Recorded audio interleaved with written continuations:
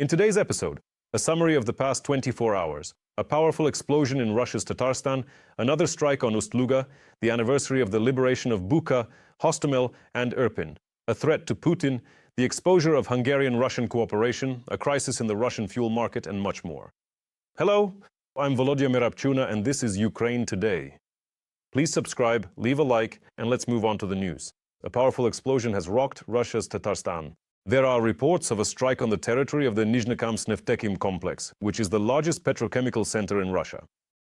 We're waiting for more details. It seems this is becoming a tradition. Ukrainian strikes on oil terminals in Ust-Luga and Primorsk. There have been new strikes there.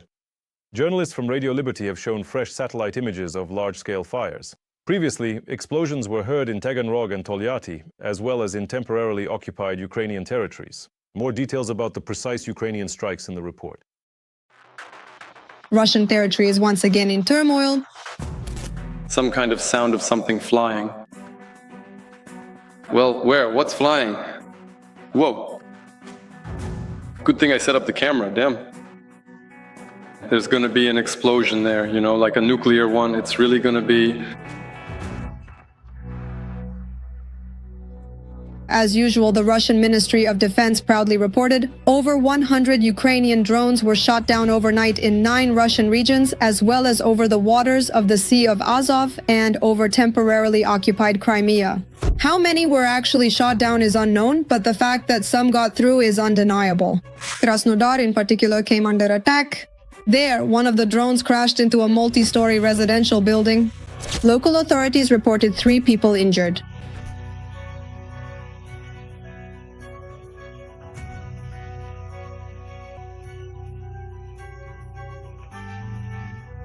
Rostov region was also awake all night.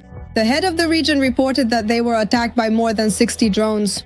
Taganrog also came under attack. There, as a result of falling debris, residential houses caught fire. And once again, Russian air defense is to blame. Russian air defense was operating directly over residential buildings. Local residents filmed their supposed repelling of the attack.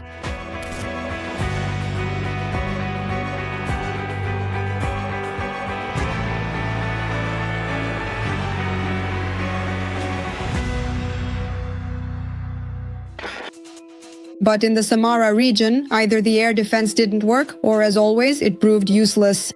As a result, residential buildings in Tolyatti were not damaged. The same can't be said for the chemical plant Kuibyshev Azot, which was already attacked on March 11th. The enterprise is among the 10 largest in Russia's nitrogen industry, and once again, it was hit.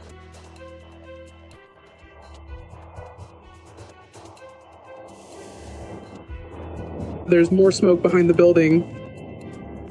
The daily strikes on Russian cities are forcing officials to make excuses to the Russian people. On federal channels, Kremlin supporters continue to insist that Russian air defense is the best in the world. But now there's a new talking point. It turns out that these strikes are not scary and are even good for Russians. I state this with full responsibility. We have the best air defense in the world, and no one has anything better than ours. No one has it today. And the fact that sometimes a drone manages to reach quite deep inside the country is in a way even good, because we gain experience in repelling massive raids. But even the so-called military bloggers have stopped believing the Russian officials, and after watching drones set fire to the Ust-Luga port for several days in a row, they shared a terrifying suspicion. In light of all these events, there are only 2 possible explanations. If, for example, enemy nuclear missiles ever come flying at us, the air defense will just leave the chat in exactly the same way. A proper retaliatory strike might not even happen, since it could very well turn out that the actual state of the strategic missile forces is just like all the other structures of the Russian Ministry of Defense. In other words, limited exclusively to pretty reports. But we won't have time to find out about it. Speaking of Ust-Luga, this oil terminal port continues to take hits from Ukrainian drones. For almost a week now, it's been consistently hot there, and the president of Ukraine does not hide that the attacks on Ust-Luga are a response to strikes on Ukrainian energy infrastructure. And official Kyiv is even ready to stop these responses. For that, Moscow simply needs to stop its attacks on Ukrainian energy infrastructure. We're not just striking, I want to remind everyone. It is important to understand that we are not simply carrying out military strikes, but rather we are providing a necessary and measured response. The reason I am bringing this to your attention and reminding you of these facts is quite clear. Recently, in the wake of the global energy crisis, we have been receiving various diplomatic signals and communications from some of our international partners regarding how we might potentially reduce our strategic responses against Russia's oil and energy sector. If Russia is ready to stop striking Ukrainian energy infrastructure, we will not respond against their energy sector. We will not provide a formal response to any of these inquiries. Their energy sector. But for now, as long as the Kremlin hesitates, Russian territory will continue to see activity and lose money. However, Ukrainian drones and missiles are unlikely to be upset if they have to keep working. In the past 24 hours, Russia has lost at least 970 occupiers, both killed and wounded. Thus, since the beginning of the full-scale invasion, that makes 1,297,670 invaders. In addition, over the past 24 hours, Ukraine's defense forces have destroyed 2 Russian tanks, 7 armored combat vehicles, 61 artillery systems, and dozens more pieces of enemy military equipment. Overall, in March, the Russian army suffered record losses. But it is not only Ukraine's defense forces that are eliminating the occupiers. Enemy infantry are increasingly engaging in self-destruction. All the details are in the report. The first month of spring brought a new anti-record for the Russian army. March saw high numbers of losses for the Russian army. In addition to being eliminated by Ukrainian soldiers, there are daily video confirmations from the front showing Russian infantry resorting to self-destruction. For 2026, this is quite a high figure. It's not high for 25, since in 25 we saw figures for eliminated Russian occupiers at 41,000. For example, in March 25, it was 41,160 personnel, and in December, 35,000. Nevertheless, as a starting position for the beginning of 2026, more than 30,000 losses of Russian occupiers' personnel by the third month is quite a high figure. Most often this happens after injuries sustained as a result of drone attacks or in situations of complete encirclement by Ukrainian drones. This was reported by the Minister of Defense of Ukraine, Mikhailo Fedorov. According to him, such behavior is a consequence of decisions made by the military-political leadership of the Kremlin. In particular, Russian propaganda convinces people of control over the situation and superiority. However, the real picture on the battlefield is significantly different. The number of suicides in the Russian troops is only increasing. Moreover, this concerns not just suicides in the rear area or rear conditions, but a large number of verified suicides, which already exceed 450, only the verified ones, those that have been captured in photos or videos. Furthermore, if we take a moment to talk about the many unverified cases, even the professional monitoring OSINT groups openly admit that the actual true number of casualties could potentially be 5 times higher than the officially verified cases we see today. So this is a very high figure. It's a very high rate, about once a day or once every 2 days, some drone records a suicide. In addition, according to the minister, the Russian command has effectively forbidden soldiers from surrendering, promoting the narrative that it is better to die immediately. At the same time, the losses of the Russian army continue to grow rapidly. March could set a record for the number of Russians killed. The dynamics of defeat indicate that thanks to the Ukrainian defense forces, enemy losses will exceed 30,000 severely wounded and killed.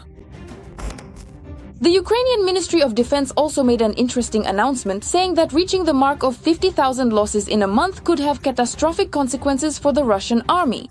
The agency hinted at possible additional measures to intensify this trend. The Ukrainian army is also resorting to more creative methods of eliminating the enemy. Ukraine is sending the occupiers insoles filled with explosives to the front, disguised as humanitarian aid. This was reported by Forbes. Ukrainian intelligence officers allegedly placed explosive insoles in shipments destined for Russian military units, which were transported with the help of Russian volunteers and charitable foundations, allowing them to be disguised as ordinary humanitarian aid. Each insole contains 1.5 grams of TNT.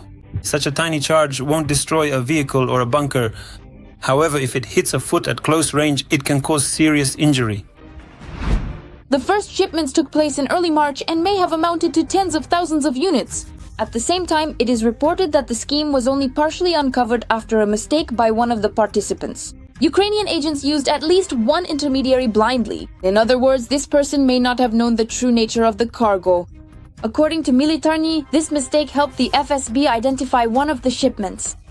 The number of Russian troops classified as 200 has been steadily and systematically increasing lately. By the end of the 25th and the beginning of the 26th year, this figure was about 60 to 65% of the total monthly losses. To put it in another way, the Russian forces are currently experiencing a situation where they are losing more personnel killed in action than those who are merely wounded. This is quite unusual because although overall the average historical ratio of killed to wounded soldiers is typically about 1 to 3, meaning 1 killed for every 3 wounded on average across most modern conflicts. The Ukrainian president also made an interesting statement about Russian losses. According to the head of state, the current ratio of Ukrainian to Russian military losses is about 1 to 8 in Ukraine's favor. Zelensky noted that at the beginning of the full-scale war, this ratio was significantly lower, about 1 to 3. Now is the perfect time to subscribe to the channel, like this video, and share it. Please do it right now. Thank you, and glory to Ukraine.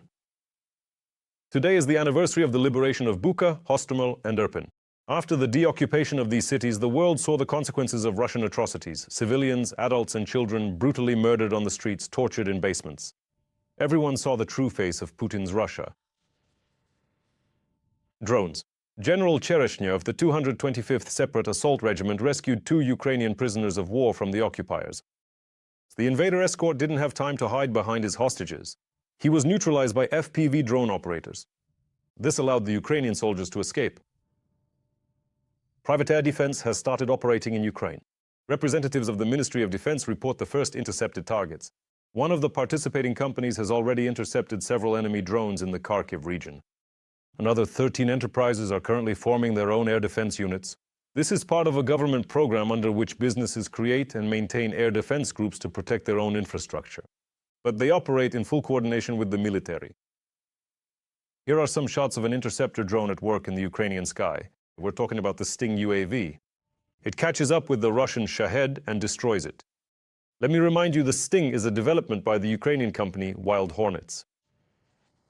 In Kyiv, a Russian agent network was exposed that had planned to assassinate commanders of Ukraine's defense forces as well as prominent public figures.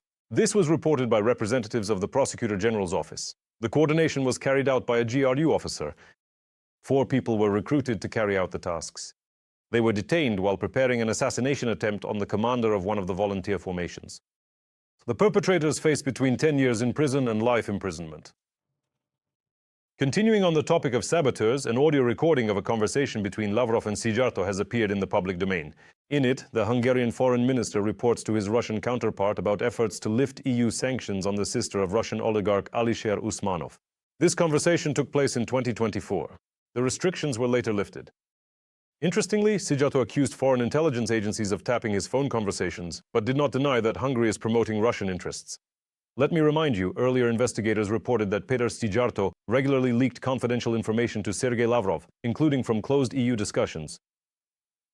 Meanwhile, in Russia, they have found those to blame for their internal problems, and for some reason it's not Putin and his associates. Supposedly, the protests in the country are being orchestrated by enemies of the dictator from among the political elite. And things could even escalate to an assassination attempt. More details coming up. In Russia, protests were held against internet blockades, which Putin's henchmen tried to suppress even before they began. We came out for a walk, and this is what's left. The entire Bolotnaya Square is cordoned off, all of it, completely. There you go. On the bridge, National Guard officers are standing and checking people with large bags.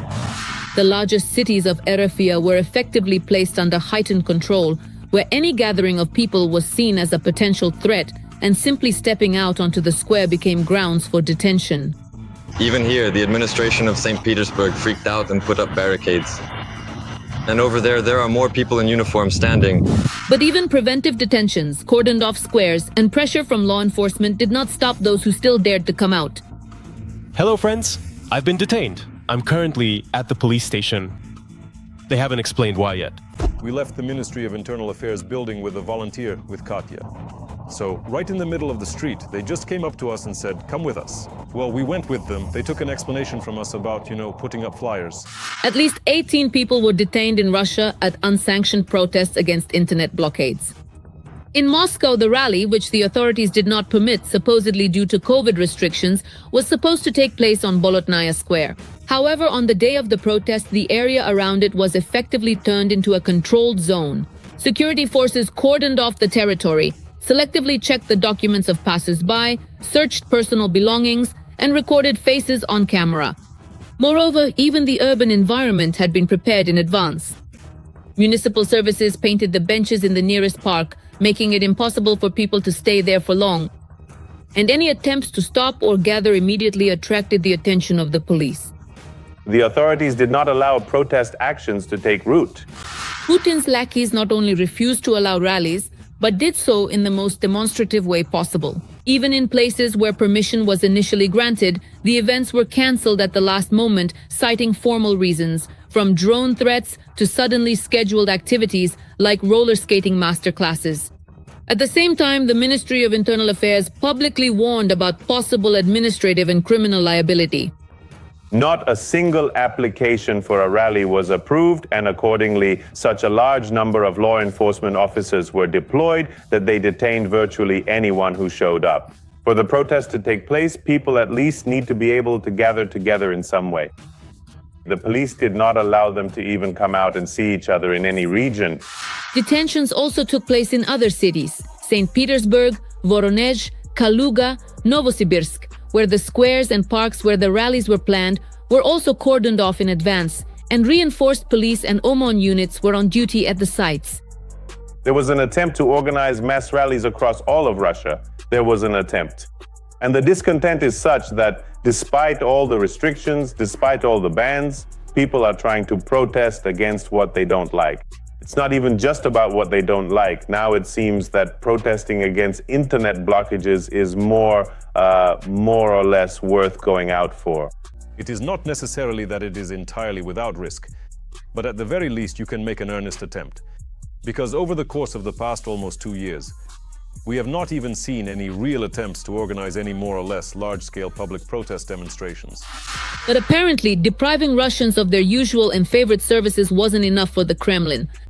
And now it's not just about blockages anymore, but about a full-fledged system of punishments.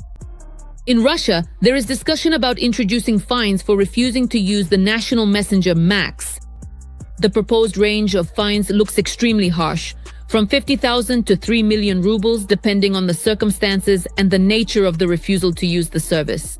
There is hope that we will introduce fines for everyone starting from September 7th of this year. We are aiming for a date from which all Russians will be held accountable for actions directed against Max, said a source to the channel, according to Kremlin Snuffbox. But it seems that protests, which at first glance appear harmless, could become the end of Putin's empire. According to the Telegram channel Kremlin Snuffbox, citing a high-ranking source in the presidential administration, it is allegedly not only activists and dissatisfied citizens behind attempts to organize protests, but also representatives of the Russian elite themselves, whom the Kremlin increasingly refers to as internal enemies of the system. We are aware of plans for serious protests that could become a problem for our security forces. That's why we nip everything in the bud. Right now it's working. And the organizers of these vile demonstrations will now defend the internet, then demand a quick end to the special military operation. And after that, I wouldn't rule out that they'll organize an attempt on Vladimir Vladimirovich's life. I'm sure it's already being prepared. Ahead lie several dangerous and decisive months for Russia's fate. We understand all the challenges and are preparing to respond in order to prevent the worst, the channel's source stated, according to Kremlin Tabakerka. Tensions in Russia are only escalating. And with each new turn, it becomes increasingly clear that this is no longer just about protests against internet restrictions, but about a much deeper process. And the way the system trained for years is reacting only makes it clearer that behind the tough rhetoric lies fear and a determination to hold on to power at any cost. Ukraine and Bulgaria have signed a cooperation agreement in the field of security for a period of 10 years. President Zelensky announced that in addition to continued military support, there will be joint production of weapons, including drones. The agreement also provides for the demining of the Black Sea. In addition, Bulgaria is joining the Pearl Initiative. This concerns providing Ukraine with critically important American weaponry funded by European money. The European Union's chief diplomat, Kaja Kallas, has arrived in Kyiv. Accompanying her are a number of ministers from EU member states. It is expected that members of the delegation will discuss with Ukrainian representatives the process of providing our country with a loan of 90 billion euros. Let me remind you, this decision is currently being blocked by Hungary. In addition, among the current topics is the 20th package of sanctions against Russia. I also assume that the parties may discuss cooperation in the defense sector. I understand, and let me remind you that Ms. Kallas and a number of ministers from EU countries, yes, not just Ms. Kallas, are involved. Overall, I do not rule out that these 90 billion could be converted from a loan into an advance payment. In that case, Orban's efforts aimed at worsening the situation in Ukraine would be nullified. In conclusion, a word about the crisis in the Russian fuel market. It has reached the point where the Kremlin has urgently banned the export of gasoline. The reason is problems with logistics, damage to infrastructure, and the risk of a fuel shortage on the domestic market. And this is happening in a country that makes its money from energy resources. On the brink of collapse, Putin's Russia is getting closer to a crisis. The Kremlin is officially imposing a complete ban on the export of automotive gasoline for all market participants.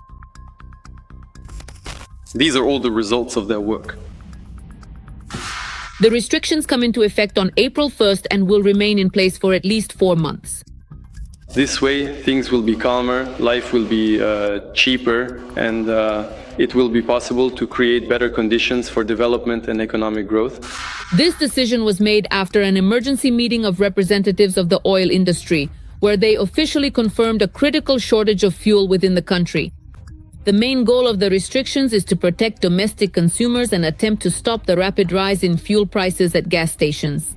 In fact, the industry has admitted that it is unable to simultaneously fulfill export contracts and meet the needs of its own market under conditions of production shortages. Before Russia's full-scale war against Ukraine, the export of petroleum products, primarily gasoline, brought Russia $75 billion a year. But as we can clearly see, Russia has consistently and repeatedly made the decision lately to refuse to export gasoline and various petroleum products. This is primarily because there is both a severe physical shortage of these essential resources at home and a growing inability to fully export them due to the extensive and significant damage caused to Russia's very own logistical port facilities. These specific facilities are the ones used for sending this vital fuel abroad to international markets, making the current situation even more critical for their economy. The ban on gasoline exports followed a series of drone attacks on oil refineries, as a result of which at least 3 of them stopped producing fuel, including 2 just in the past week. And many plants still cannot resume operations due to sanctions on Western equipment. The amount of gasoline in Russia has, let's say, decreased, and the possibilities for export have diminished. But Russia isn't going to admit that it can't export as much gasoline as before because Ukraine is carrying out strikes. In Russia, they try not to acknowledge such things. That's why officially they say, we are imposing a ban on gasoline exports because it is justified. There really is a gasoline shortage. And so there you have it. This is why we're exporting less, because we banned it. During 2025, Ukraine's defense forces carried out more than 140 attacks on oil refineries and oil depots in Russia. According to Reuters calculations, about 40% of Russia's oil export capacity was halted last week, marking the most serious disruption in the supply of black gold in the modern history of Putin's country. Here, this is indirect confirmation that those strikes being carried out by Ukraine's special services, whoever is doing this, they are having an effect. The Russian authorities do not admit it in words, but in practice they are banning gasoline exports, which precisely indicates that there is damage and it is significant. In other words, foreign currency revenues amounting to billions of dollars have come under threat since gasoline exports are one of the key sources of budget income. Now, these strategic financial flows are effectively blocked due to the imposed embargo. Russia is earning less from the export of petroleum products, which, while not as lucrative as raw resources, still used to bring in money. Resources, I mean oil, gas, but those also brought in money. So here too there will obviously be losses. Well, $75 billion was the figure before the full-scale war. But during the war, Russia was selling petroleum products worth about 47 to 49, up to $50 billion a year. So here you have roughly the amount of lost revenue if such a ban lasts until the end of the year. The Kremlin is sacrificing the profits of oil giants in order to appease small businesses and the population, preventing a fuel crisis under martial law and amid attacks on infrastructure.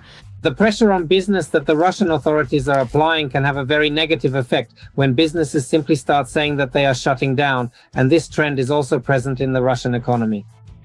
And if businesses close, if there are fewer and fewer enterprises, the tax base shrinks, and that could be even worse for the budget. So here, this is called the multiplication of not-so-good stories, the multiplication of situations where you can't find a good answer and are constantly forced to choose between bad options. A ban on gasoline exports was already introduced in Russia in August of last year, when Ukrainian drone attacks knocked out about 15% of refinery capacity, and it was lifted on January 31st. It is expected that if the situation with the restoration of oil refineries does not improve in the near future, the export ban may be extended beyond July 2026. The economy cannot withstand this war, and Russia may increasingly lean toward a scenario similar to Germany in the First World War. Back then, well, no one captured Berlin, there were no military actions on German territory, but Germany capitulated because it was unable to maintain a normal economic regime in the country. Russia is now very close to this stage. The second question is when exactly it will reach this crisis state. There is already talk that this will happen this year, but closer to its end, or even by the middle. That's all for today. Thank you for watching. Strength to the Ukrainian defenders, both men and women. Glory to Ukraine. Subscribe to the channel, like this video, leave a comment, share this video, and see you next time.